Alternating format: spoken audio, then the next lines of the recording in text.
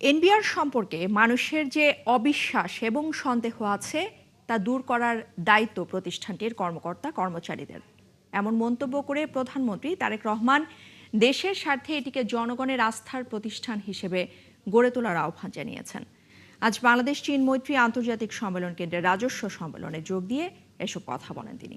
সেই সাথে তিনি আশ্বাস দিয়েছেন, অন্তর্বর্তী সরকারের সময় এনবিআর কর্মকর্তাদের শাস্তি মওকুফের বিষয়টি পুনর্বিবেচনা করবে সরকার, আর বিশৃঙ্খলা না করে যে কোনো সমস্যা আলোচনার মাধ্যমে সমাধানের তাগিদও দিয়েছেন প্রধানমন্ত্রী। মোহাম্মদ হোসাইনের প্রতিবেদন।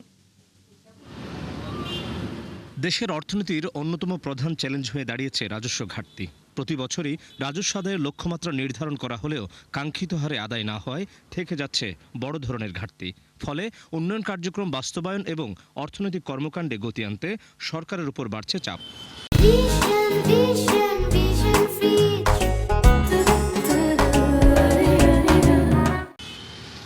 এমন বাস্তবতায় রাজস্ব আদায়ে গতিশীলতা আনতে কর ব্যবস্থা আরও কার্যকর করার লক্ষ্যে রাজস্ব সম্মেলনের আয়োজন করে জাতীয় রাজস্ব বোর্ড এনবিআর। তাদের দায়িত্ব পালনের অভিজ্ঞতা। মঙ্গলবার সকালে সম্মেলনে যোগ দেন প্রধানমন্ত্রী তারেক রহমান। রাজস্ব বোর্ডের কর্মকর্তাদের সঙ্গে মত বিনিময় করেন তিনি। রিফর্মটা গ্র্যাজুয়ালি হবে, নাহলে মানুষ কোপ করতে পারবে না। আর অন্য যে বিষয়টা আপনি বললেন, গ্রে লাইন একটা আছে, এটার দায়িত্ব মনে হয় গ্রে লাইনটাকে মুছে দেওয়ার দায়িত্ব আমি যতটুকু বুঝি এটা আপনাদের পক্ষ থেকে নিতে হবে। এই উদ্যোগটা আপনাদেরকে নিতে হবে।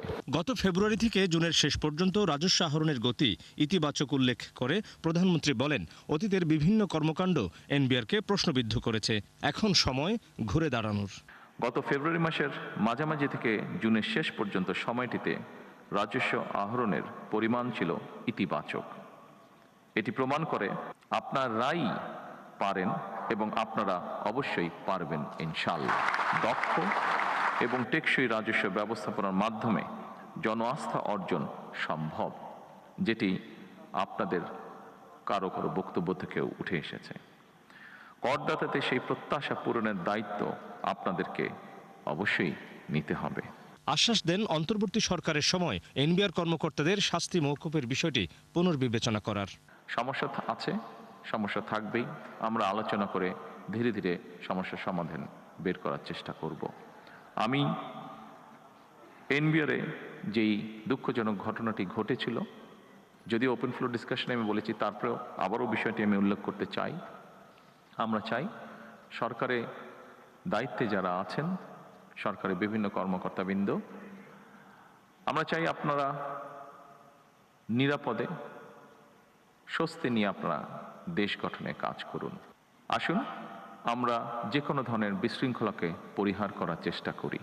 রাজস্ব খাতে শত দক্ষ কর্মকর্তাদের সুযোগ দিতে কর্মসহায়ক পরিবেশ তৈরিতে সরকারের আন্তরিক প্রচেষ্টার কথাও জানান সরকার প্রধান। আরও সমৃদ্ধ, আরও বিনিয়োগ এবং আরও ব্যবসা বান্ধব একটি রাজস্ব ব্যবস্থাপনার প্রত্যাশায় পরে রাজস্ব খাত সংক্রান্ত বিভিন্ন স্টল ও প্রদর্শনী ঘুরে দেখেন প্রধানমন্ত্রী তারেক রহমান। মোহাম্মদ হোসাইন, ৭১, ঢাকা।